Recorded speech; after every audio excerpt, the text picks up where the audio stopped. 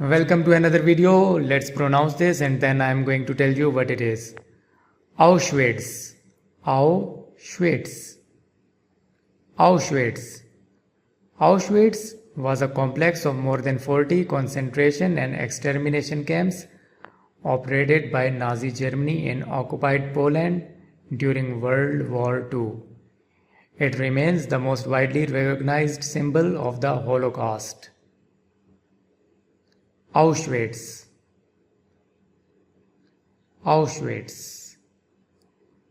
In 1979, it was named a UNESCO World Heritage Site to ensure the preservation of the evidence of the crimes committed there and to serve as a warning for future generations. Auschwitz. Thanks for watching the video. Please like and subscribe Zack's pronunciation for more pronunciation videos.